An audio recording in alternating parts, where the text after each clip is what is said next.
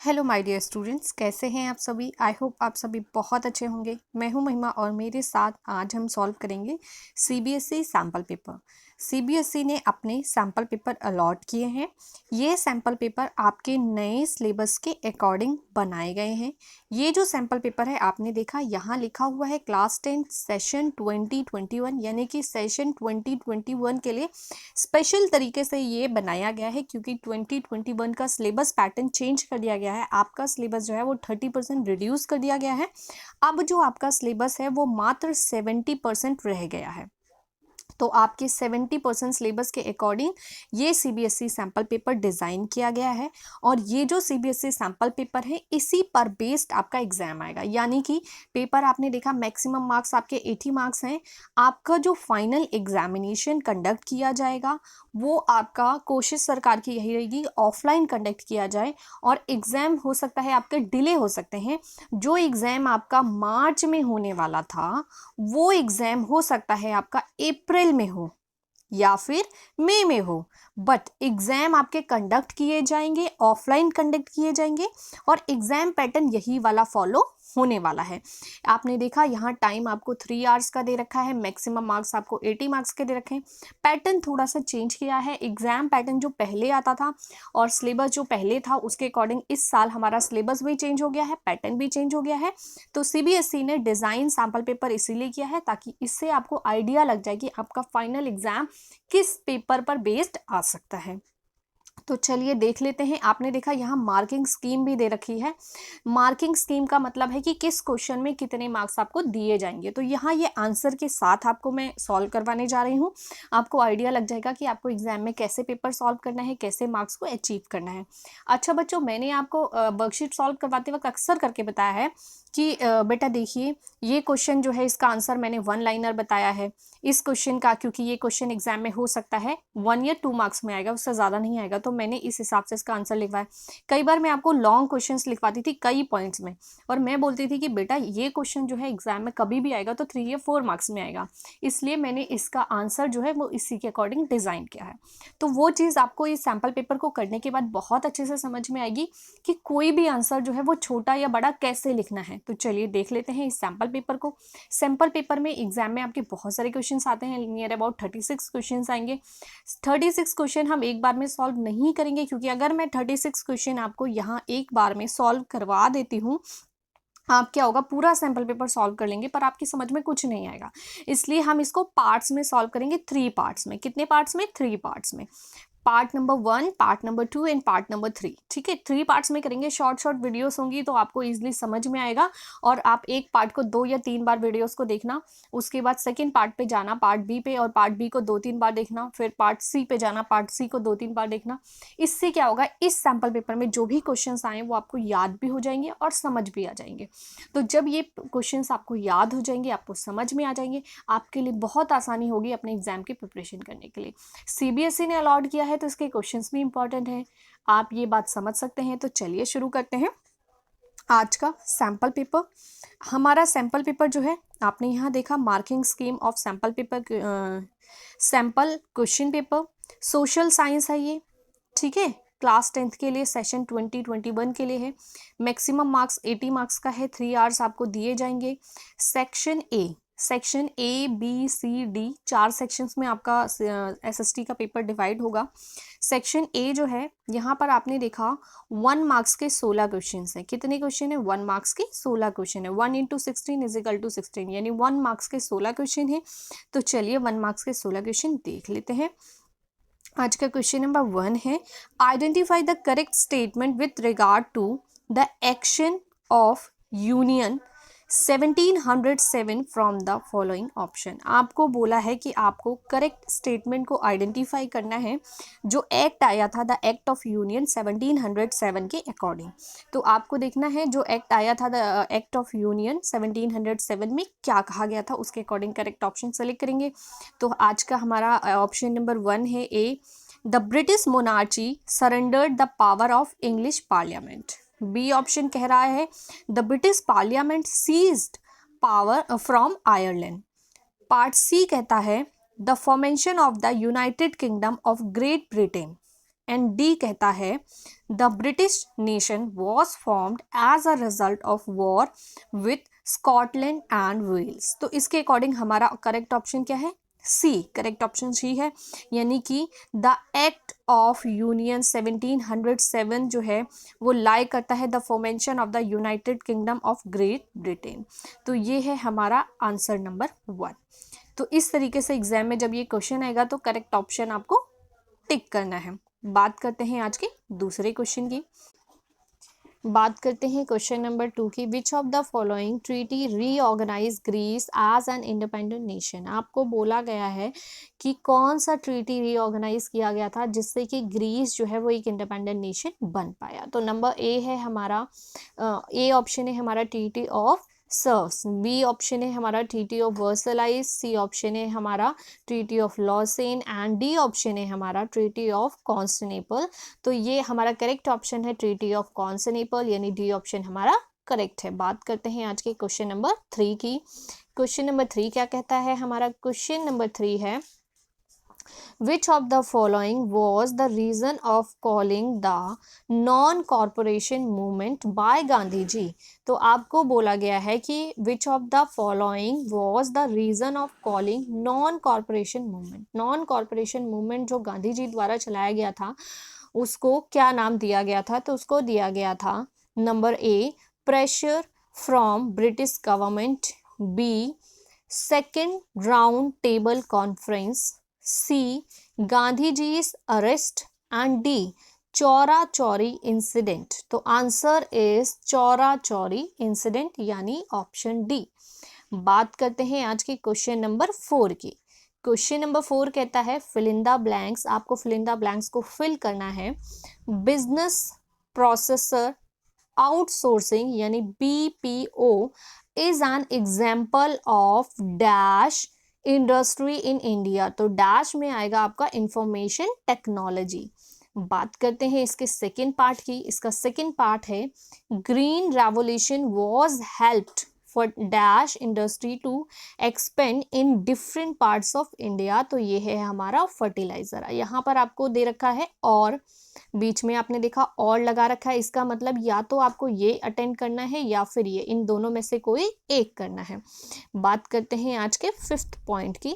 5th question है हमारा choose the correctly matched pair about the primitive cultivation in India from the following option. तो ए option है हमारा Dahiya Madhya Pradesh, B option है हमारा कुमारी झारखंड, सी ऑप्शन है हमारा खिल आंध्र प्रदेश और डी ऑप्शन है हमारा कोमन कर्नाटका। 4 ऑप्शन है हमारे। तो करेक्ट ऑप्शन है हमारा दहिया मध्य प्रदेश, ये हमारा सही ऑप्शन है। बात करते हैं आज के 6th क्वेश्चन की। 6th क्वेश्चन है हमारा आज का fill in the blanks barley rabi crop cotton kharif. यहाँ पर आपका डैश दे रखा है और आपको जैद क्रॉप बोला है। तो आपको इनमें से करेक्ट ऑप्शन सेलेक्ट करने की जैद क्रॉप कौन सा है?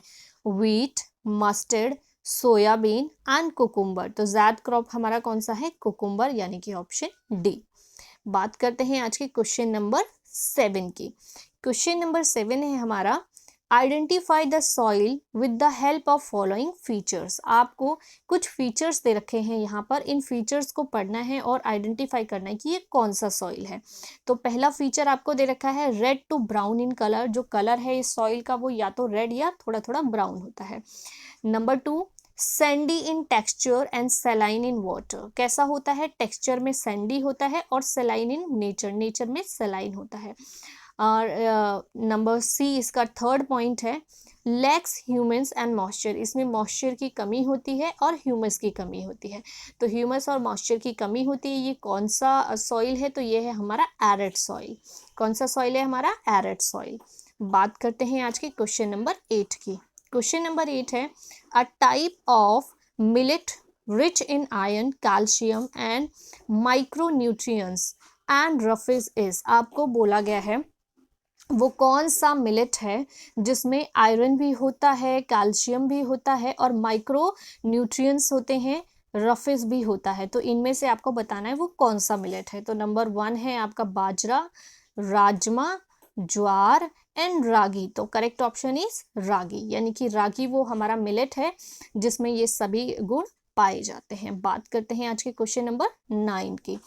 पॉपुलेशन ऑफ श्रीलंकन तमिल्स इन, आपको बोला गया है श्रीलंकन तमिल जो होते हैं उनकी जो पॉपुलेशन है concentrated in dash region of Sri Lanka. आपको बताया है कि श्रीलंका के कौन से रीजन में वो पाए जाते हैं। तो नंबर ए है हमारा north and south, number B है हमारा north and east, option C है हमारा ईस्ट एंड वेस्ट और ऑप्शन डी है हमारा साउथ एंड ईस्ट।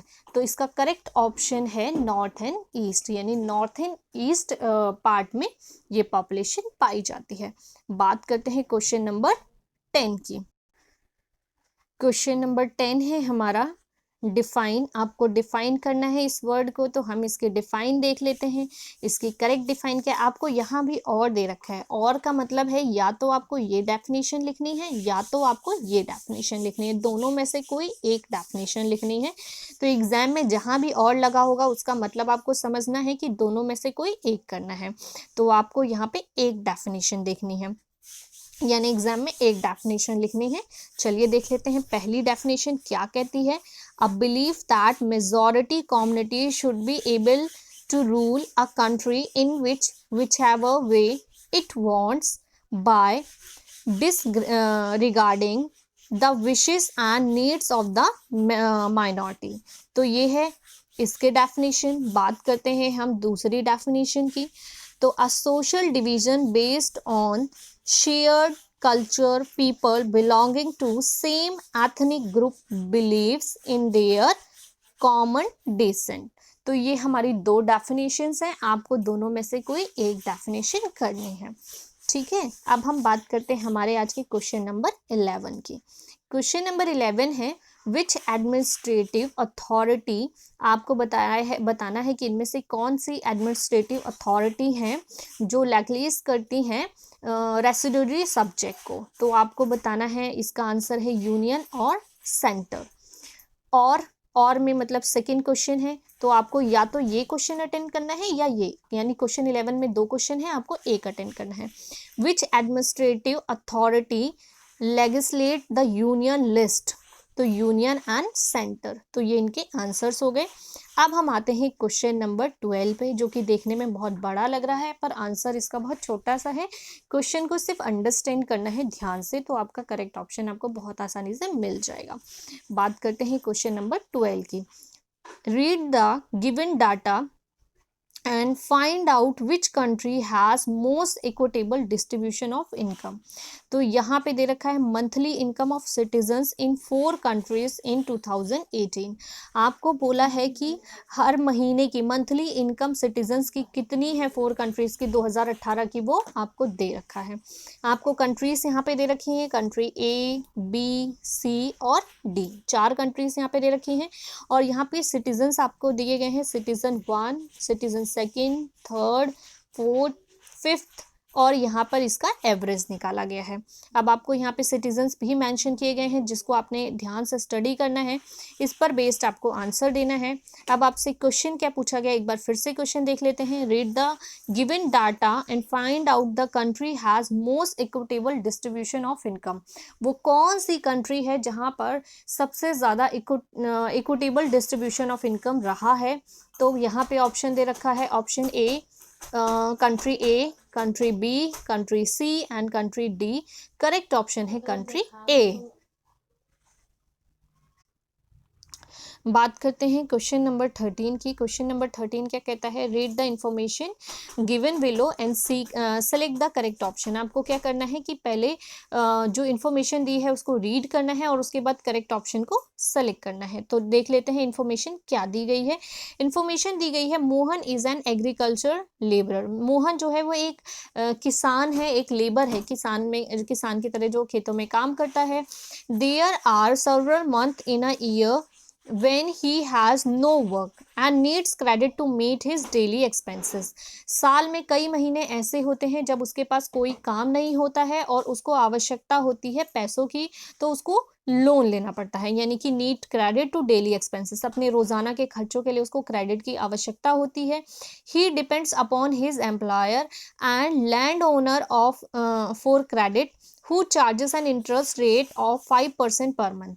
और इन सारी चीज़ों के लिए वो अपने रोजगार पर निर्भर रहता है, और उसका जो लैंड ओनर होता है, यानी जिसके खेत पर वो काम करता है, उसका जो लैंड ओनर होता है वो क्या करता है, उससे वो क्रेडिट लेता है, तो क्रेडिट पे वो 5% के इंटरेस्ट के साथ उसको पर मंथ में लोन देता है, यानी कि 5% का पर महीने वो ब्याज लेता है। जो उसका लैंड ओनर है, जिसके खेत पे वो काम करता है, उससे वो उधार पैसे लेता है, तो वो उधार पैसे लेने पे 5% ब्याज लेता है उससे।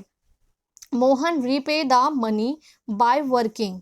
वो क्या करता है, मोहन उससे उधार लेता है अपने लैंड ओनर से, और उसको उसकी जो लोन अमाउंट है वो रीपे करता है, यानी दोबारा से पे करता है physically for the land owner of his farm land. यानी कि मोहन जो है वो पैसे नहीं लौटा पाता है, क्योंकि जो पैसे वो उधार लेता है वो खर्च कर देता है, तो उसको और पैसों की आवश्यकता होती है, तो वो अपने मालिक के खेतों पे काम करके उन पैसों को अदा करता है।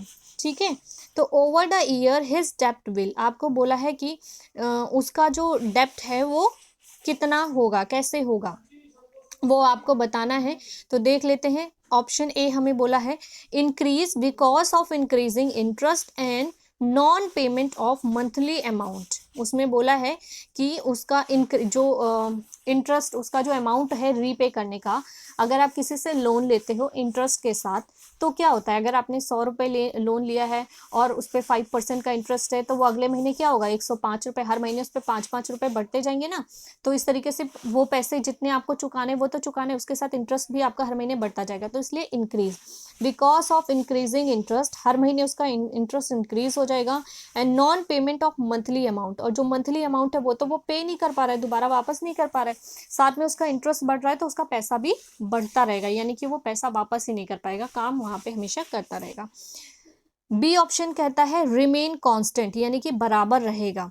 ठीक है, as he is working for the employer but he is repaying less. उसमें बोला है सेकेंड ऑप्शन में कि वो he is working for the employer, वो उसके यहाँ पे काम करता रहेगा एम्प्लॉय की तरह, बट ही रिपेइंग लेस, और वो कम पैसे वापस करेगा उसको। सी ऑप्शन कहता है रिड्यूस, कम हो जाएगा, यानी उसको जो पैसा वापस करना है वो कम हो जाएगा।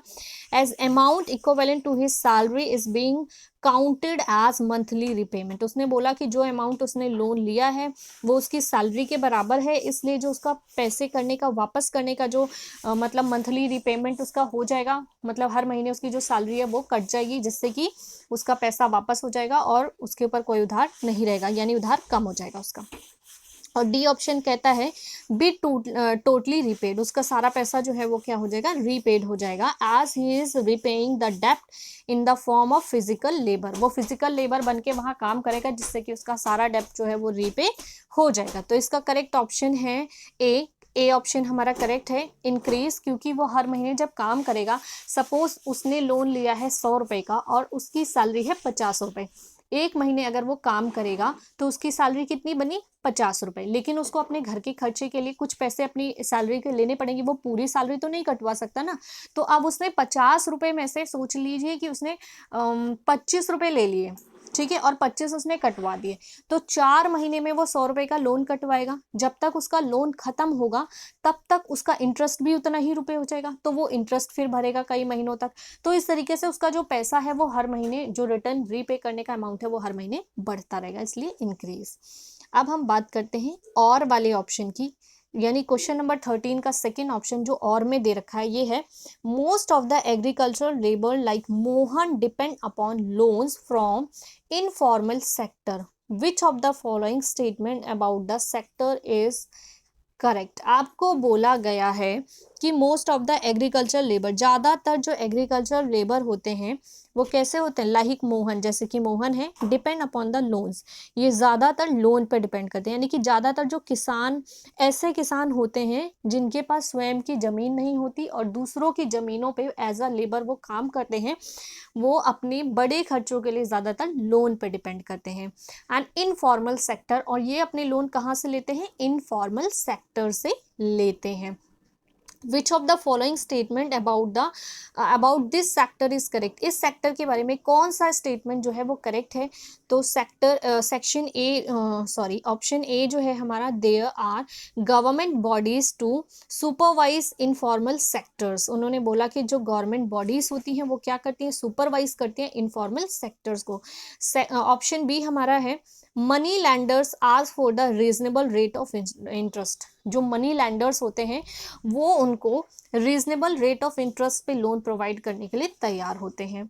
सी ऑप्शन है हमारा cost of informal loans to the जो उसको बोरो करते हैं इज क्वाइट हाई, जो कॉस्ट होती है इनफॉर्मल लोन की वो क्या होती है, हाई होती है।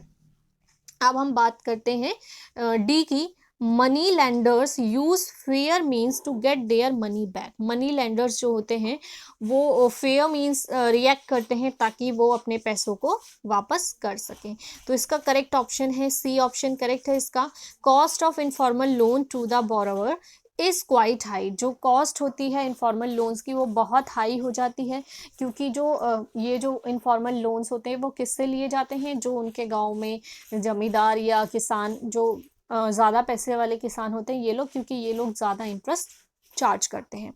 अब हम बात करते हैं आज के क्वेश्चन नंबर 14 की। क्वेश्चन नंबर 14 है विच of the following option describe, आपको बोला है कि इनमें से कौन सा ऑप्शन डिस्क्राइब करता है इस वर्ड को कोलेट्रल। तो बात करते हैं ऑप्शन ए की, ऑप्शन ए है हमारा double coincidence of bonds, B certain products, for barter and C trade in barter and D option है हमारा assets as guarantee for loan. तो करेक्ट ऑप्शन है हमारा assets as guarantee for loan, ये हमारा correct option है। बात करते हैं क्वेश्चन नंबर 15 की, read the given statement in context and globalisation, choose the correct option, आपको ये बोला गया है तो इसमें ऑप्शन ए देख लेते हैं, it is only way for economic and development of the country. Option B की बात करते हैं, interlinks only production based activities in dispersal locations in the world। C option की बात करते हैं, it has always given only positive results in all the countries।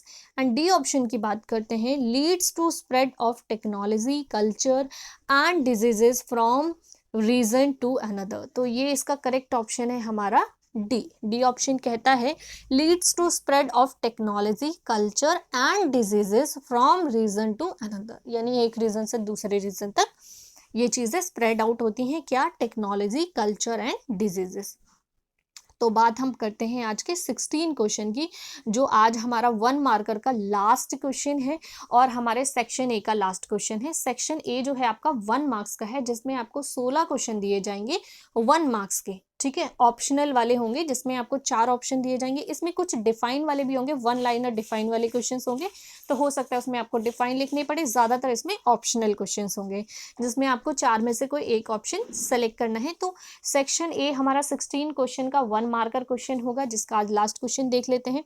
इसका last question है, in the question given below there are 2 statement mark as, आपको यहाँ पे 2 statement दे रखा है। पहला है द रीजन और यहाँ पे बोला है read the statement and choose the correct option. 2 statement आपको ये दे रखे हैं, ठीक है। पहला स्टेटमेंट आपको बोल रहा है different people have different development goals, और दूसरा स्टेटमेंट आपको बोल रहा है people want freedom, equality, security and respect. तो ये आपको 2 दे रखे हैं, ठीक है। ये आपको 2 चीज़ें दे रखी हैं, रीज़न दे रखा है और आपको टॉपिक दे रखा है। तो आपको इससे रिलेटेड ऑप्शन सेलेक्ट करना है। ऑप्शन ए हमारा बोल रहा है both A and R true and R is the correct explanation of A, यानी कि ए और आर दोनों ही करेक्ट है और आर जो है वो करेक्ट एक्सप्लेनेशन है ए की। बी ऑप्शन कहता है A both A and R true, A और आर दोनों ही ट्रू है but R is not the correct explanation of A. Option B हमारा कहता है जो आर है वो ए की करेक्ट एक्सप्लेनेशन नहीं दे रहा है। सी ऑप्शन कहता है A is true but R is false, A सही है जबकि आर गलत है। और डी ऑप्शन कहता है A is false but R is true, A सही, ए गलत है बट आर सही है। तो ए आपने देखा इसमें क्या कह रहा है और आर क्या कह रहा है। ए कह रहा है different people have different development goal. A कहता है कि अलग अलग जो लोग होते हैं उनकी अलग अलग डेवलपमेंट गोल होती है। और जो हमारा आर ऑप्शन है वो कहता है पीपल वांट फ्रीडम, लोगों को आज़ादी चाहिए, इक्वालिटी चाहिए, सिक्योरिटी चाहिए और रिस्पेक्ट चाहिए। तो आपने देखा कि जो ए है और जो आर है वो 2 पॉइंट्स हैं और इसमें इसका करेक्ट ऑप्शन है ए, यानी कि A and R R true, दोनों ही सही है। R is the correct explanation of A और आर जो है वो ए की करेक्ट एक्सप्लेनेशन है, क्योंकि ए का मतलब है कि अलग अलग लोगों की अलग अलग गोल्स होती हैं और जो अलग अलग लोग होते हैं वो क्या चाहते हैं, लोग अलग अलग होते हैं पर इच्छाएं सबकी एक ही होती हैं कि सबको आज़ादी मिले, इक्वालिटी मिले, सिक्योरिटी मिले और रिस्पेक्ट मिले। तो ये हैं हमारे आज के 16 क्वेश्चंस और इन 16 क्वेश्चंस को करने के बाद आपको आपके एग्जाम पैटर्न के बारे में कुछ आइडिया लग गया होगा कि आपका एग्जाम पैटर्न कैसा आने वाला है। तो ये हैं 1 लाइनर 1 मार्कर क्वेश्चंस, जिनको सॉल्व करने के बाद आपको एग्जाम का बिल्कुल आइडिया, पेपर आपका बिल्कुल ऐसा ही होने वाला है। तो चलिए अब हम मिलते हैं सेक्शन बी में। कुछ समय बाद मैं आपको सेक्शन बी करवाऊंगी और सेक्शन बी के क्वेश्चंस देखेंगे जो कि 3 और 4 मार्कर होंगे। तो चलिए अपना ध्यान रखिए। बाय बाय बच्चों, टेक केयर।